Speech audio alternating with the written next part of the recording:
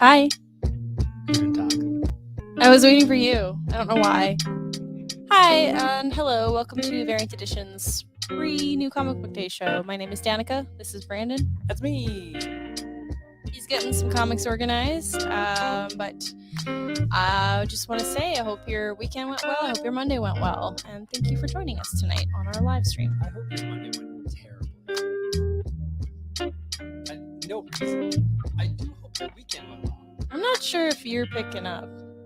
Maybe. Oh, there you are. Okay. Yeah, you have to talk into the mic. Because somebody, cat, pushed my mic down.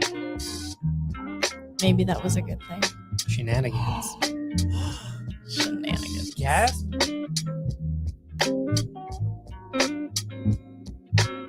People being mean to the tall man. That's me. Yeah. Hi, Ben. Hi, Sean. You got Hi, internets again. Brandy. Yay! Sean and his partner moved and was in the process of getting internets. That's why they weren't around last week. Yeah. So, very excited to hear all about the new place. And to invade it. Yes, with housewarming gifts. And fists. Not really. He's gonna punch a hole in your wall. I'm so sorry. I need a new house. Or whatever that could cost. It looks like it, doesn't it? It's because it's super professional.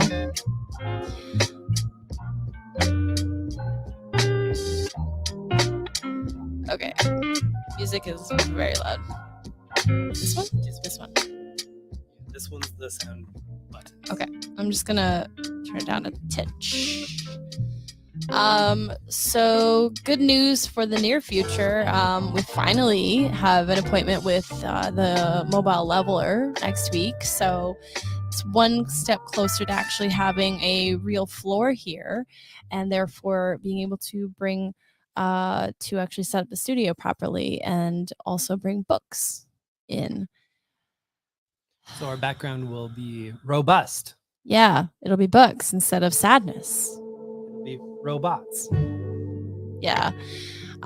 So I'm really looking forward to that. And I'm thinking of painting the office, probably, maybe not right away, but I have ideas. So I'm just thinking, how can we make our studio, our little corner of this planet, look really good, really nice, while also just being a table and chairs and microphones. So we'll see. Mr. Squeak. You got everything organized?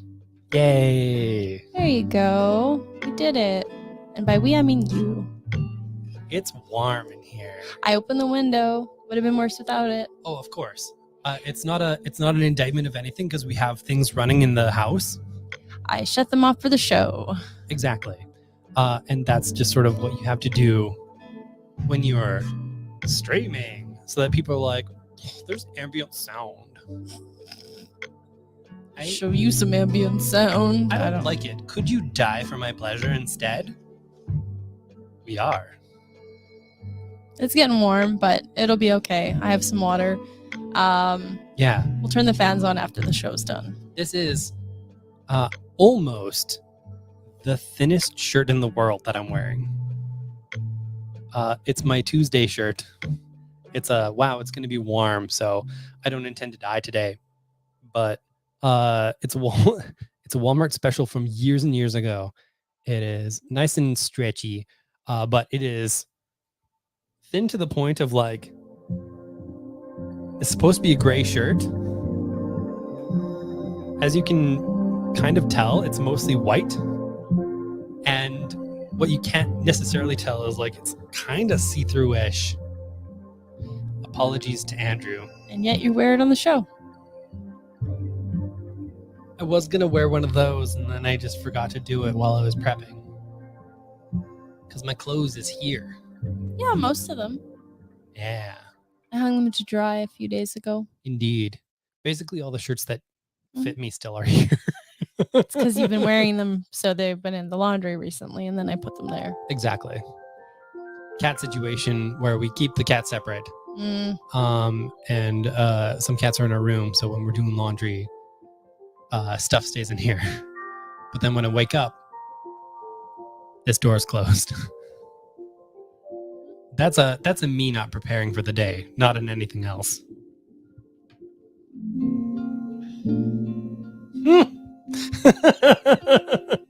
Oh boy. Andrew. That's fair. I've tried to make it an at-home shirt, and he won't stop wearing it. I've done pretty good for the last year, but today was just like,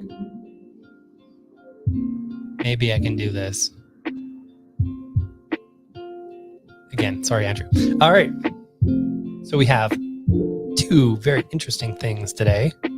Dose. Actually, we have three, but the other one is later in the pile. We have two up top. Okay. Tell me about them. We've got Nevermore, a new local product here from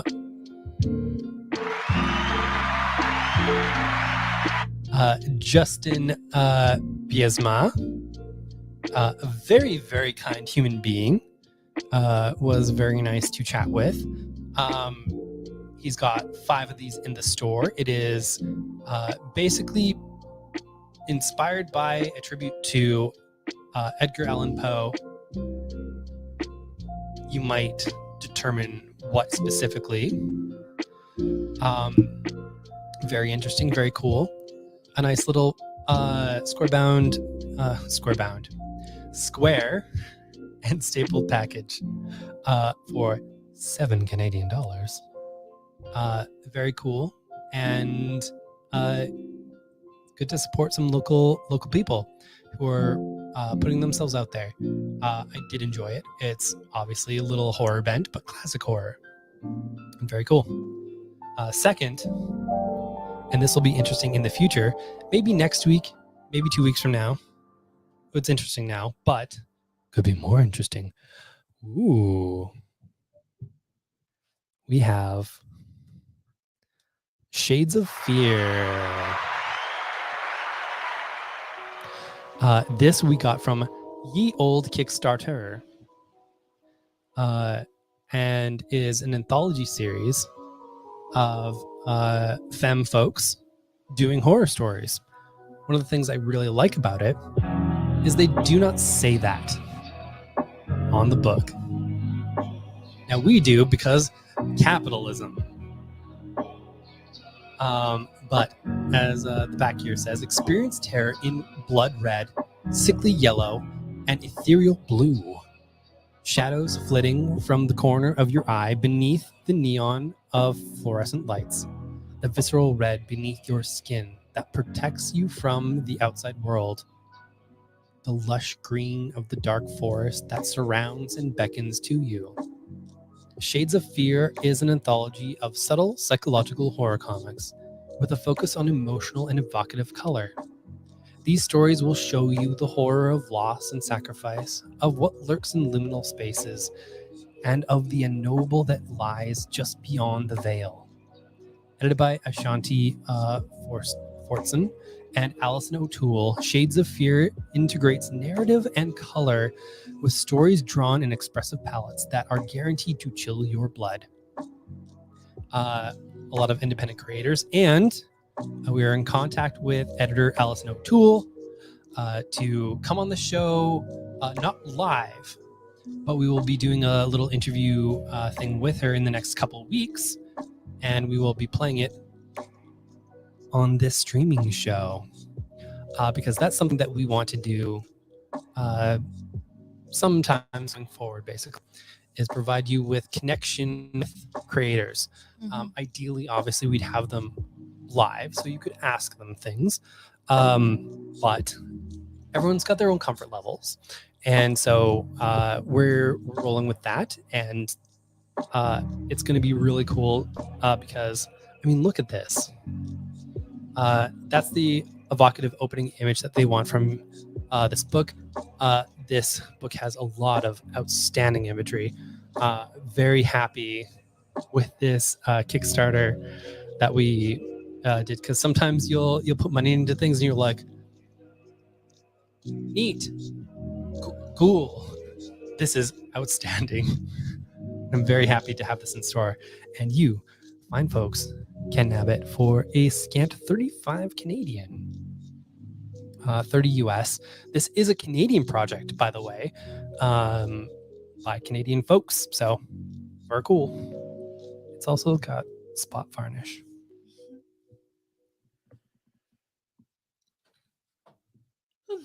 And two other promo things. So we've started getting in comic shop news by request.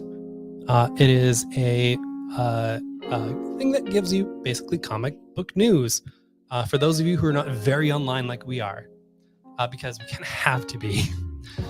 This actually has a lot of San Diego news all in one place, which I have not seen online. Right? It's one of the first times I'm like, yeah, cool. That's really rad. It looks like we can stamp it too. Yes, we can. Oh, I didn't know that. Yeah. That would be a good Tuesday job. Interesting. But you might see here, Darkwing Duck's coming back, and secrets. Wait, Gargoyles is coming back, including classic stuff that was printed and very expensive to get. Now, Gargoyles is coming back with the franchise creator Greg Weisman. So that's cool. And Darkwing Duck is not coming back with original creators, but like Gargoyles sort of has an ethereal voice.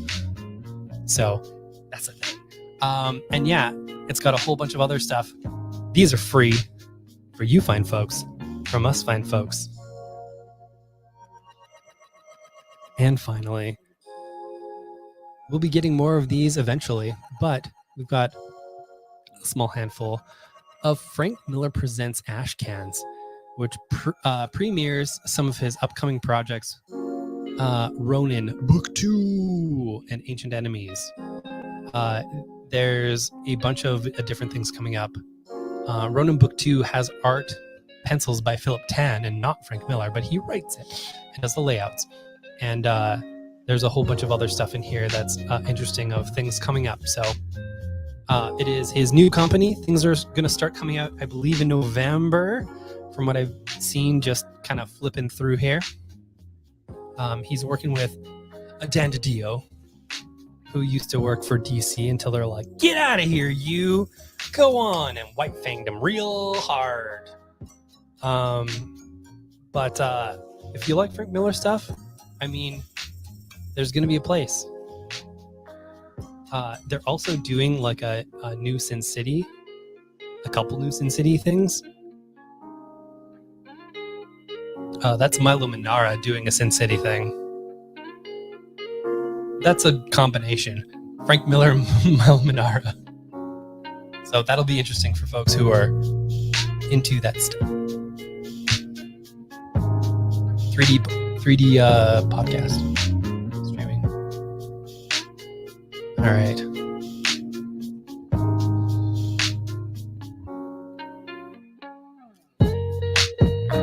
They are, but they're available to order. So I just ordered more. And we can sell them for 30. Dumbasses. Yeah. eBay dumbasses. Probably not. No, the stuff that we have this week are going to go to regulars. Because we got these 4 for free. But everything else, we ordered some more of. So, I mean, like, we'll see. Hi, Aaron.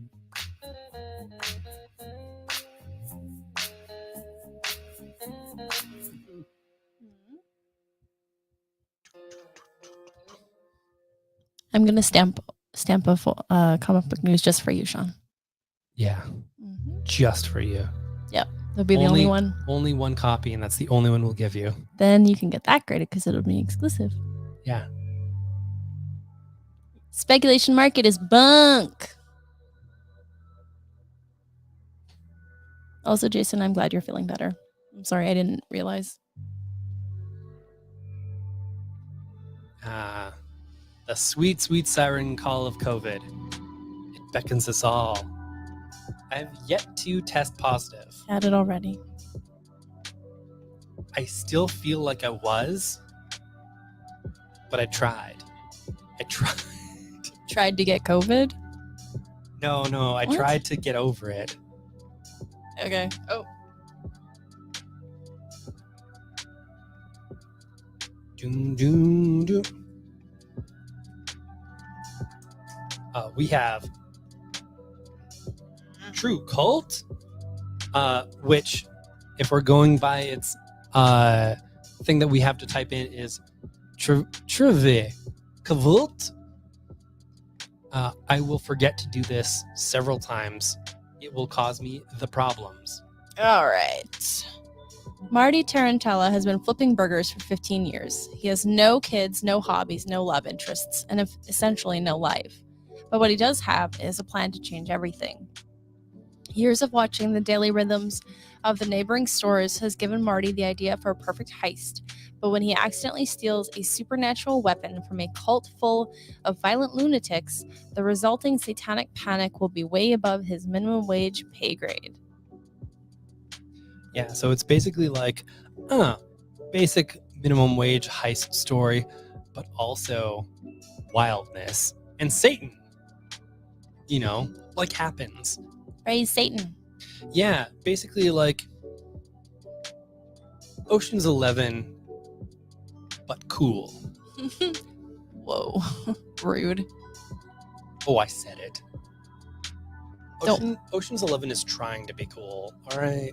Okay, yeah, but as long as you don't bash the original. Oh, yeah. So I learned something fun about the original Ocean's 11. So, spoiler alert for something that happened in the days of Dean Martin and Sammy Davis Jr. So, in the end, they don't get the money. They lose. And it's because apparently back in the day, Hollywood truly did have a very strict rule that the bad guys cannot win. And if you're doing crimes, you cannot get away with it. Crime does not pay. Yeah. So they literally, as a producing company, could not have them get away with the crime properly. They still did technically, but I mean, they got away with it, but then it went up in flames. All right. Andrew says, will we have to use the V's instead of the U's in the point of sale? 100% we do. I hate that. As evidenced by me trying to look it up earlier today. So all of us tomorrow will be very grumpy. You're welcome, customers. Yeah, we're all gonna have to take 2 takes trying to type that some bitch in. Hi, Jules. Hi. Hey, we like her. Yes. 3D. It's a 3D show. Put on your glasses. Jules is our amazing Monday employee and friend. She helps us out by making sure we stay home on Mondays and actually relax a little. But she does a ton at the store. Yeah. That's just a big part of her job is her, one of us walking in the store in the Monday afternoon and her going, what are you doing here? Yes. And we appreciate that. It's true. It happened to me this past Monday. But this past Monday was, here's your money. So that was nice. We've got the Avengers X-Men Eternals Death to the Mutants book that is tying into the main Judgment Day story. Basically, Judgment Day is a big ol' schmozzy haws of the Marvel Universe, kind of doing a reckoning of some kind. I don't quite want to spoil why it's called Judgment Day, but like, dope. I was very excited when I got to the end of book 2 and I went, oh, this is actually a thing, instead of like, oh yeah, a fun crossover. Good job, everybody. Which is what I'm used to. And this kind of digs in a little more with Kieran Gillen at the helm. So a lot of folks who are getting the main series might notice that this is also in their file. And it's because, as I always say, when the main writer decides to write a tie-in, it means it's important enough that they want you to read it, that they wanted control of it. So enjoy.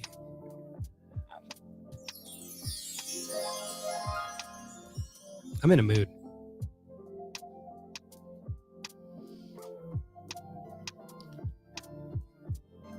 Are you okay? I'm fine. I'm just waiting for you to tell me about Avengers. I'm very sweaty and kind of manic right now. I have no idea why. Well, the sweaty I know. It's because I'm bigger now. So it's a fun thing that I've been reckoning with. In both positive and bad ways. Whole thing. Anywho, Avengers 1 million BC. Following up. Ooh, public domain spooky button.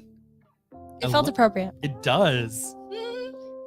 So this follows up on the Avengers team that Jason Aaron has been writing since the beginning of his run, really. Beginning of time. Indeed.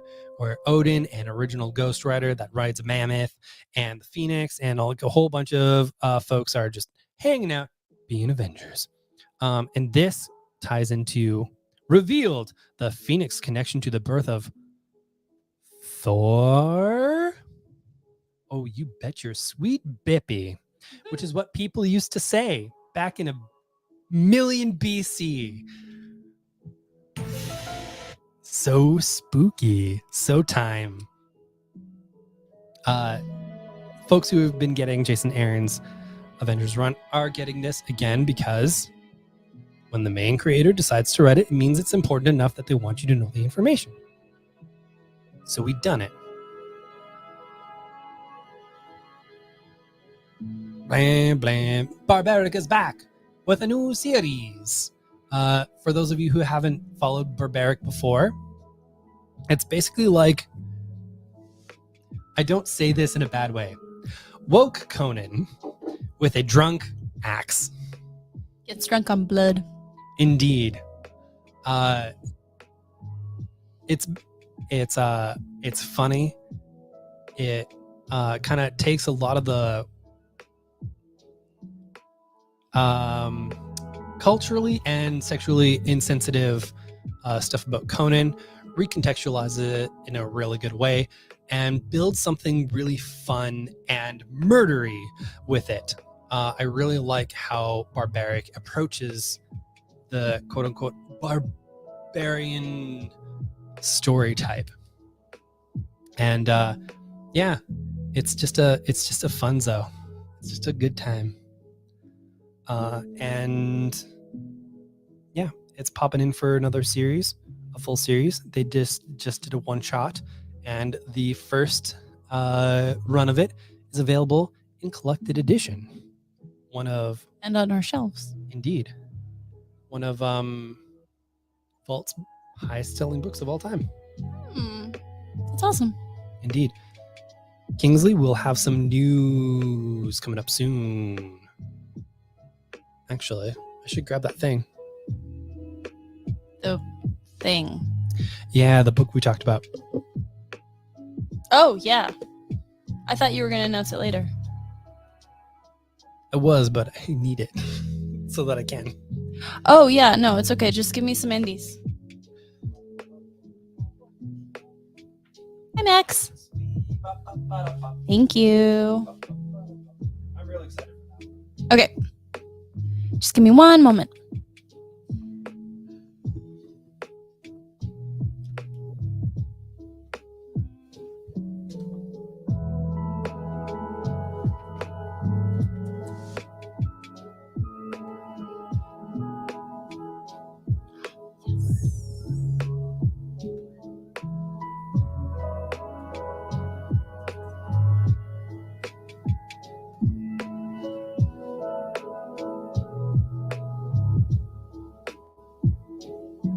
All right.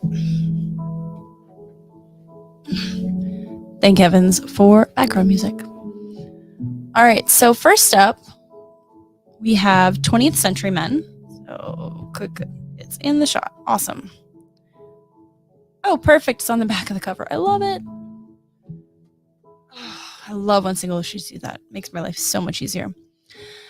At the end of the 20th century, superheroes, geniuses, and madmen rush towards World War III.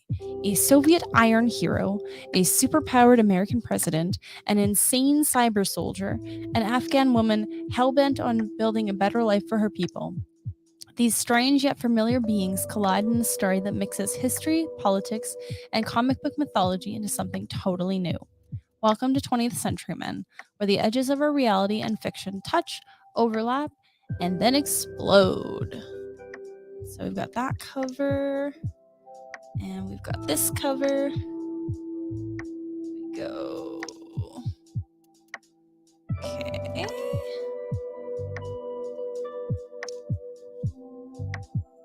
Yes. Thank you, Vault. Okay. I've been looking forward to this one. Oh, one sec. I'll just do one more. Okay. Heart Eyes. I'll just show you this one. Sanity-eating monsters ended humanity. The unlucky few who survived now hide the cracks of a broken world in the cracks of a broken world. And yet somehow, beneath the graveyard that used to be San Antonio, Rico met Lupe, the girl of his dreams. But how did she get here, and why is she smiling? No one survives out in the street. No one smiles where the monsters lurk. Very excited about this one. I read the first few pages in a preview, and I was like, I will need more of this. Thank you. So fun thing that the Challengers podcast brought up. Mhm. This is the creative team that did the Jean Grey book back in the day. Oh, And you liked that book. Which one? The one you liked. Oh, okay. That's fair. That's fair. That's fair. When right around when we started the store. It's hopeless. I like hopeless. Dani. Yeah. Dani Hopla, as the French would say. And I do like Simon Boland as a letterer. That's generally the other name I think of when I think of great letterers in the business. Yeah, absolutely. But yeah, no, I'm all about hopeless. That sounds very loaded. He tried very briefly to be like, no, I'm Dennis Hallam. That's my real last name. Yeah. And then he stopped. Because no one knew who he was. No, I'm kidding. It probably just didn't work out. It's just a good Good. pseudonym. It's real good. All right. So we've got Jinx Grim Fairy Tales. Grim with one M. Yeah, with Because it's teen. this cover by sweet local boy Vic Malhotra. Yeah. No, I was just looking. Oh yeah.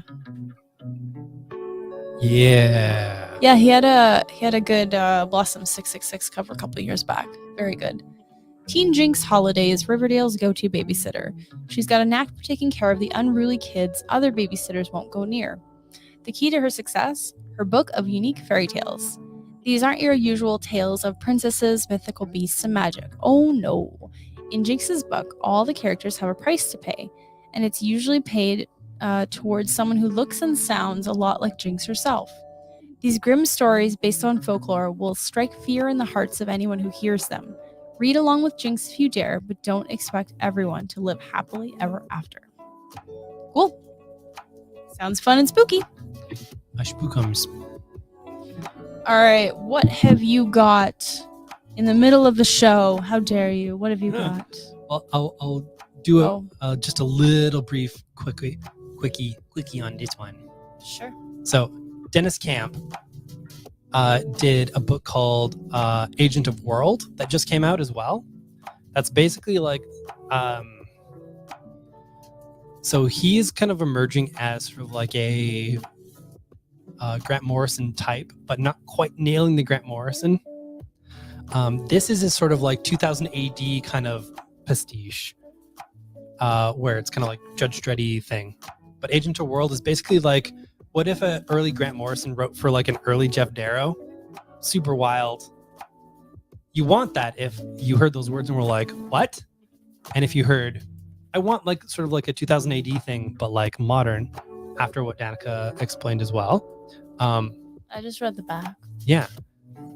Do it, because you will.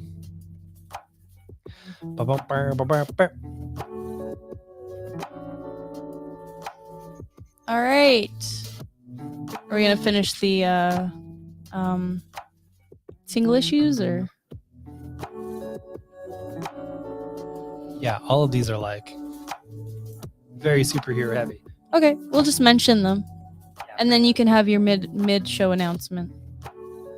Yeah, that's what I want to do. Okay. All right. Burning through. Like you do. Boom. The X-Men Green, which is a republication of some of the X-Men Infinity comics that have been happening. Basically, if you're looking for some X-Men with more of a, hey, the environment though, we should probably live, you want this. We've got Ms. Marvel and Moon Knight, continuing with the Ms. Marvel trilogy series, where she is with Wolverine, Moon Knight, and Venom. Big ol' stabby fighty boys. The Fighty Boy series is in its second phase here. Moon Knight, folks, there's a lot of Moon Knight. If you want to continue afterwards, it's good. If you want to continue backwards, also good. But it's mostly self-contained, which is like a little bit of like a through line through. So get your taste how you like it. Batman, One Bad Day. It's the Riddler. It's Tom King and Mitch Barons who did... That's pretty good, actually. Yeah. It's a good team. Mr. Miracle, half the art team of Strange Adventures. I know how much... Why Brain Doc Evan Shaner loves that they just say, yeah, the creative team of Mr. Miracle. Also, anyways, this is pretty visceral, pretty wild, has a wild focus and recontextualizes the Riddler. I don't say that lightly, even though I'm kind of breezing by it, because you know you want this. It's a thing, you know. We have Entropy from the heavy metal universe, from the world of Tarna. But Christopher Priest is writing this one. We like Christopher Priest because he's the dude who is the reason why there is a Black Panther movie. If there wasn't his run, there wouldn't be a Black Panther movie. I truly believe that. The Last Shadowhawk. This is nostalgia. Full stop. I am not going to pretend like it's good. We don't generally do that on here. I'm not going to pretend it's good. But look, it's the Todd McFarlane pose. And if you were a 90s kid, it is what you're going to like, but it is... That's some 90s art with a 2010s, 20s sheen. I would say it is a 90s book with a 2000s Photoshop. I was gonna go with 2000s, but I don't know that era of comics as much. Late 2000s Photoshop. No one's under any suspicions of why this book is out. And we will not judge you if you buy it, because you know what? Nostalgia is a heavy drug, and we fall to it often. A la Darkwing Duck and Gargoyles over here. Boom. And between that, have you ever watched old TMNT cartoons? That was my thing. I lived and died by it. They're not good. So when we say that, when we say it's a nostalgia book, it's not necessarily a bad thing. It's just a thing that hits you where it needs to hit you, you know? And so this isn't a judgment so much as it is sort of like this is not transcending something specifically. It is exactly what it needs to be. It's exactly what it's aiming for. It is a Shadowhawk book. It is hitting you in that spot, and it is hitting those beats. Mm-hmm. Oh, hey, it's back. Shirtless bear fighter, shirtless bear fighter. No, you got to do the Beatles. That's Shirtless the bear? one. No, that was way off then. No, it's the It's end like of you've it. never heard it. Okay. It's the end of it where they're at the end, where they just say it, and they get higher. Okay. But you're right. That's what I was going for. Oh boy. Anyway, guess what's back? Shirtless Bear Fighter. Shirtless Bear Fighter is about a shirtless bear fighter. 2. I I would say more about it, but you know if you want it. Yep. It is that experience. And yeah. All right, you got Sean's vote. Boom. I go with the beginning of the song. He goes with the end. Yeah. We have the Facsimile edition of The Amazing Spider-Man Annual, the first one, where he fights the Sinister Six for the very first time. It's all of his criminal peoples all gathered in one. Not all of them, but most of them, and the bad ones at that. Anyways, bad news. Ooh, and look what you can get on the back. A Foot Locker toy storage box for $1.25 American. $1.25 American? Why, that's a steal. In fact, you're going to jail. I'm a cop. Oh, $1.50 international money order. Oh, that's out of my price range. I don't know about this. Oh, it looks so cute. We'll be talking about one more facsimile later. It includes 4 tanks and 4 jeeps. Anyway, I'm sorry. Take this away from me. I love the old ads. I'm also a tank. I love the old ads so much. We also have, this isn't the start of anything. Look at that. Ah. Look at that. Oh, hi. That's some chest and that's some booty. That's what that is. DC's doing swimsuit covers. This one's the best one. Is it the Nightwing one? It's the Nightwing one. Look at that. See? That is some booty right there. Yeah, okay. That's a booty. I know. Nicholas Scott knows what's up. Like, Nicholas Scott understands Nightwing to a level that we can all just aspire to. And we also have Jimmy's Little Bastards. Basically, what if a James Bond had a bunch of kids? It was written by Garth Ennis. It's drawn by Russ Braun. It is a continuation of Jimmy's Bastards. And this one continues on. I really like the little note in the front of here, author's note. As the reader no doubt can guess, this issue was written long before the inhuman bucket of excrement depicted herein resigned from power. Ooh. Hi, Boris Johnson. In the world of Jimmy's Bastards, his time in office has continued unchecked. Unchecked is very specific. Now, I'm going to have you show this, and I'm going to go grab our special All right. book. We have Facsimile of Sandman #1. So is anyone watching the show? Because that would be really cool. Also, you can rock to the hits of 1965 for 10 days free. Just heads up on that. I love the ads. Anyway, Sandman #1. It's really cool. I've heard nothing but good stuff about the show. Also, we always have Sandman in stock, so you should read it. And we do really need to watch the Sandman show, which we will be. I'm trying to finish 2 other shows first. Yeah. So you have a facsimile edition, and you're thinking to yourself, I mean, a facsimile is nice. It's pretty okay. Mm-hmm. But, it'd be nice to, like, own the real thing and own, like, a real nice copy of the real thing. Yeah. Well, how do we do that, Brandon? Thanks to the absolute generosity of one of our absolutely fine customers. Have not talked whether or not they would like to be mentioned, so I'm not going to mention unless they do. We have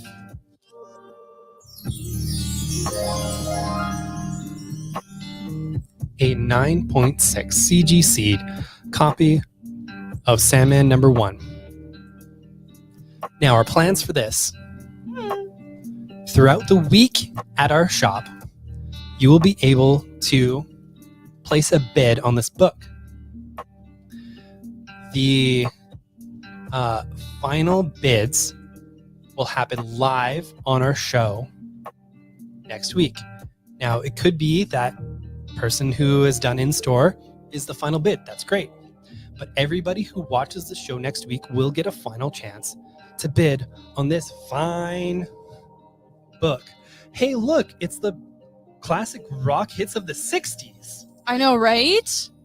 Also, I think whoever does win this, we should give them a facsimile just like they actually also read it. Yeah. Just for free, because like we will do that. We'll toss that in. Yeah, because then you can look at it and then read it. There's. So yeah, we will be getting this going in store this week. You can bid now if you would like. Yeah, starting things off. Yeah. Should we have looked up prices of where to start? Because I did not.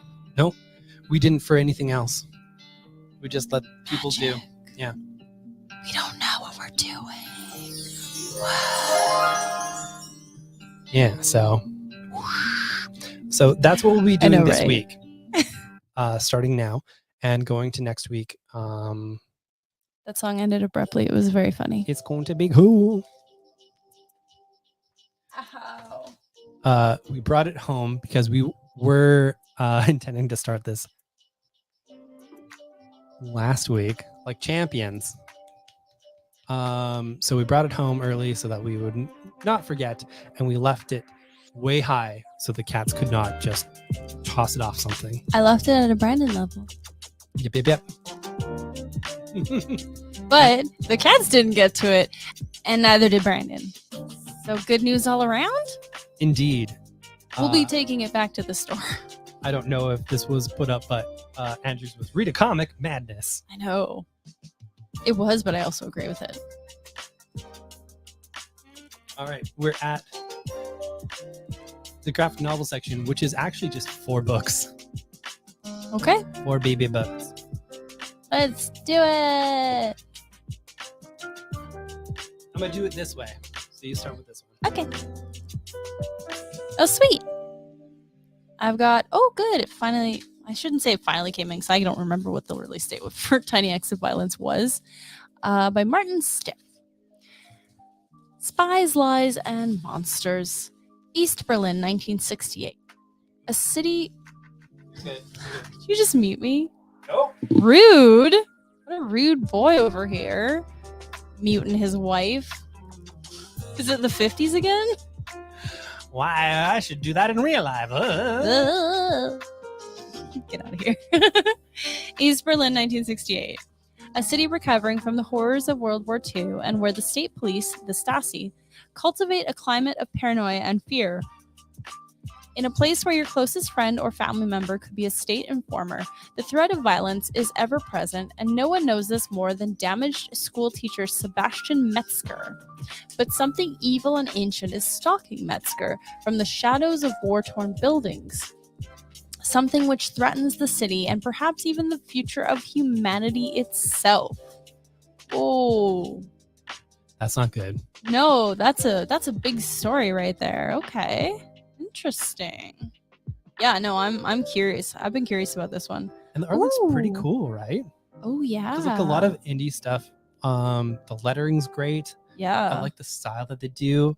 The art is really cool. Like it's Yeah. Yeah. No, this is great. This is great. They've done a good job. Okay, cool. If that sounds interesting, check it out. Cue Beastie Boys. Nope, that's not the right button. I don't have a Beastie Boys button. I am on fire tonight. You're doing real good. Actually, this is apropos of nothing. I just want to... Welcome in Variant Edition. I miss my nieces. They're very sweet babies. So there's that. Anywho, completely different. We have Pulp, the Process Edition, which is a Brandon bait. So the graphic novella is now a very super thick boy. Super thick tall boy. See from start to finish how a creative team at the top of their game, not a lie, I would say a lot of it would be hyperbole in terms like this, not a lie, makes an Eisner Award-winning graphic novel. It replicates materials from the entire process of creating Pulp, from Ed Brubaker's original notebook entries to the initial script, to Sean Phillips's breakdowns and pencils, all the way to the final edited edition and polished book itself, presented in full color. See what the book started out as, what changed in the final version before print, and go deep into Brubaker and Phillips' process. Pulp, the Process Edition, is a beautifully designed hardcover with everything a collector could want, including the full graphic novel itself, reproduced for the first time in stunning oversized format. I call books like these Brandon candy. Yes, it is. I'm gonna eat this And then before I read it. and then he'll have all the information inside his body. That's how osmosis works. Oh, it's so pretty, Danica. It's okay. You're going to buy it. You can have it. Yeah, that's why I opened it.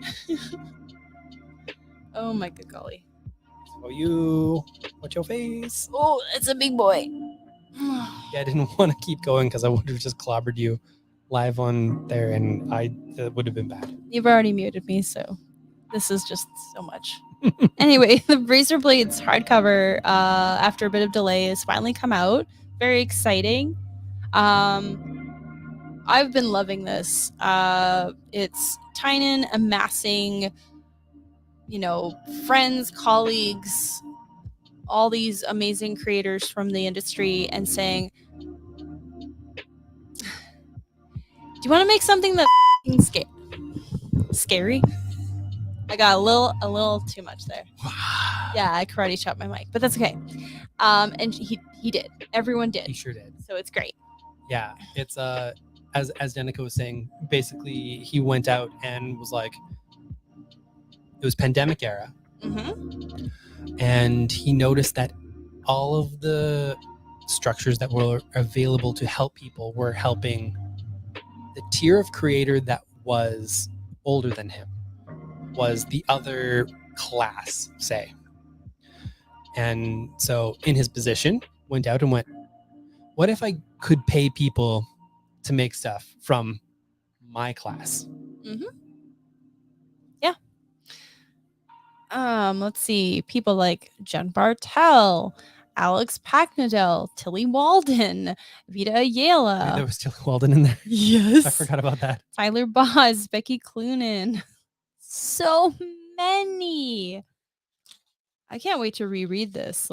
Yeah, a couple of these, absolutely, I will never read again because they're body horror, but yeah, that's not a bad thing. It just says that they're effective. So we were one of the few stores to be able to get the single issues of Razor Blades because they were self-published.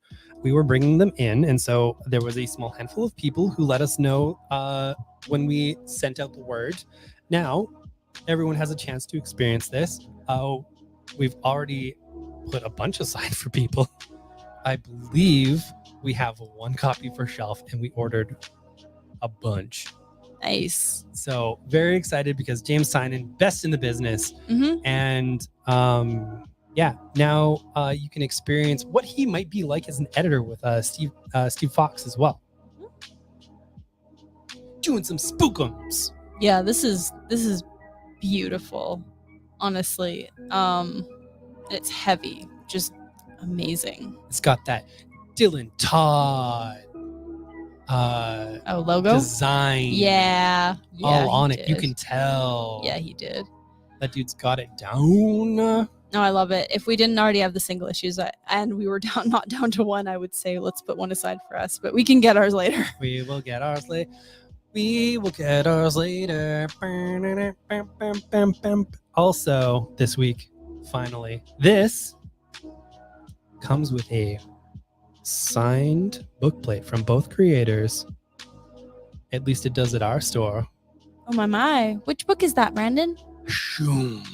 Oh, wow. It's The Thick Boy, the collected edition of Echolands. I adore this book because it is, as you can see here, a bunch of different art styles living together in one book, because a bunch of these characters come from different circumstances.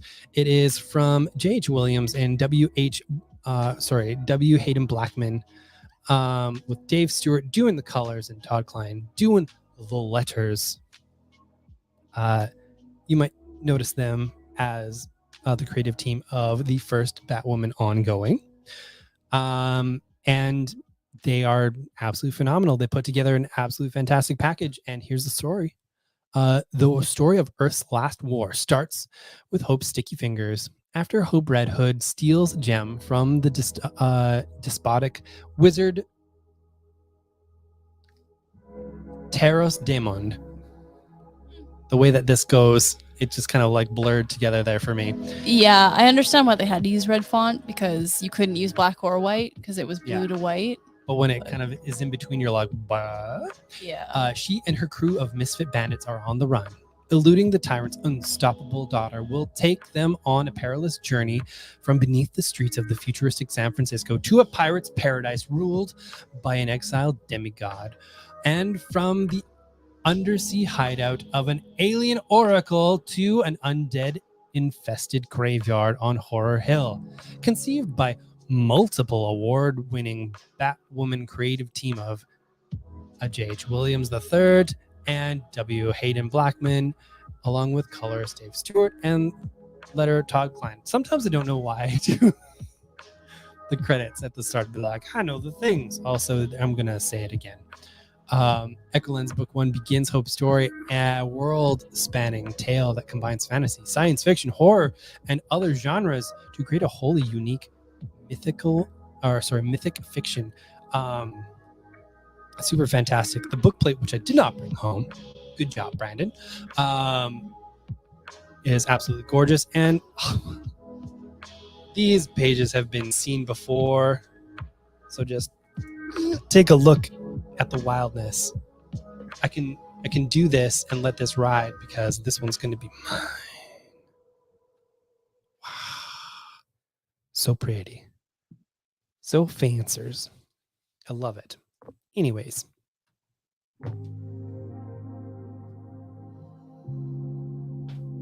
Alrighty. Do you have anything else for us? I sure don't.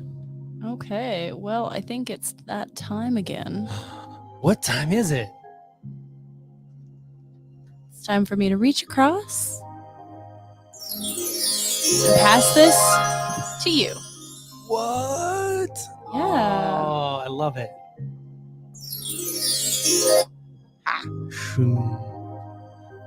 Very pretty. Oh, thank you.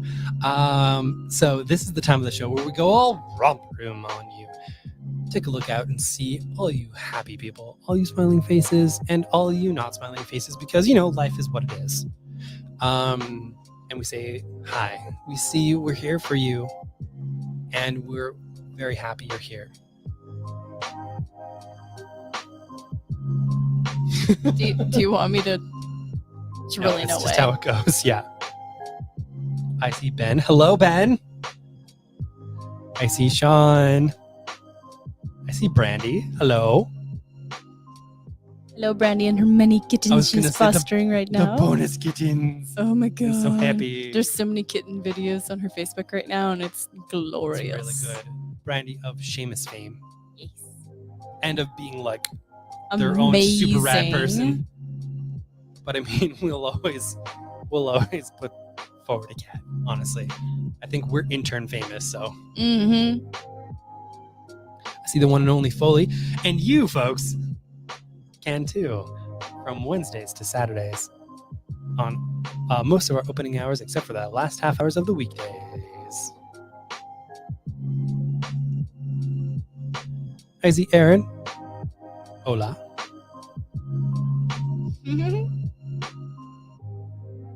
I see Jules. Dankeschön. I see Kingsley. Greetings. I only had 2.